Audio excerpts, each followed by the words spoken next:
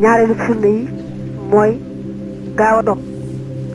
bu la wóoree ne jant bi sono natt li woo ko na nga daal di gaaw a dog bala ngaa julli timis waaye nag dog googu da nga koy def rek doggu woyof ni ki mos ay doomi tàndarma soo ko amul naan ndox nga xam daal koor gi moom dog nga ko daal di gaaw julli timis ndax boo bëggee def dog bu yàgg-yàgg mën naa am muxtaarum timis raw la mbaa sax nga ne timis raw la boo yeexee waaye gaawee dog moomu itam hadiis yi dañ koo seet li lool ba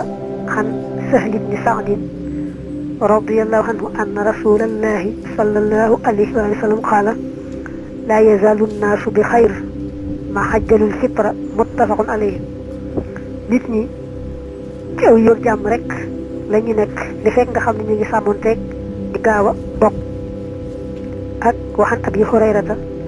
radiyallahu anhu qaala qaala rasulullahi sallallahu alayhi wa sallam qaala allahu azza wa jalla ahabbu ibaadi ilayya ajaluhum fitran rawahu tirmidiyu wa qaala hadisun hasan abu hurayra moo ne yonent bi dane woon saa borom nee na yonent bi dane saa borom day wax ne sama jaam ñi ka ma ci gën a sopp mooy ka ci gën a gaaw a dog ca waxtu wa dog jotee lañu gën a taamu nag ci la ñu doge mooy tàndarma te bu ma nee nekk ju tooy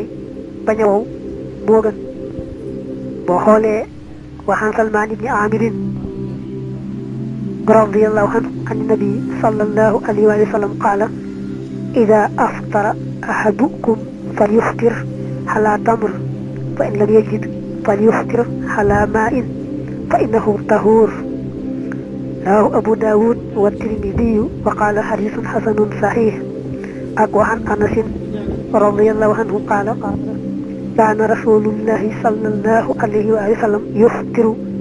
qabla an yusalliya ala rutabaat fa in lam takun rutabaatun fa tumayraat fa in lam takun tumayraatun xasawaatin min maa rawahu Abu Daawud wa Tirmidiyu wa qaala hadiisun hasan hadiis Salmaan bee dane yonent bi moo waxoon ne kenn ci yéen bu amee tàndarma na ko doge bu amul nag tàndarma na doge ci ndox tax ndox lu yàlla laabal la hadiis Anas moom ne yonent bi da daan doge ay doomi tàndarma yu tooy balaa julli timis su amul tàndarma yu tooy yooyu daal di doge tàndarma yu wow su amul tàndarma yu wow yooyu daal di góox ay góoxi ndox am na ñu ne nag su amul tàndarma te am leneen lu neex itam baax na boo amul nag tàndarma amoo leneen lu neex nga door a naan ndox taamu nañu lool nag boo dogee nga ñaan ndax yaakaar nañu lool yàlla nangu ñaan nga am na ñaan gu ñëw ci hadiis ba allahumma laka sumtu wa bika amantu wa alayka tawakkaltu wa ala rizqika aftartu faghfir li ma qaddamtu wa ma akhartu dhahaba zama'u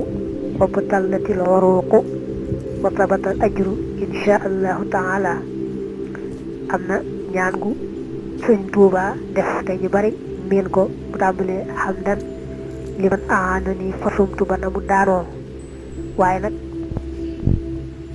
mën naa wax bu baax itam ci làmmiñam ci waxi wolof mbaa làmmiñ mu nàmp ñaan yàlla la bëgg mu defal ko ko ndax làmmiñu boppam ci lay gën a mën a waxe la bëgg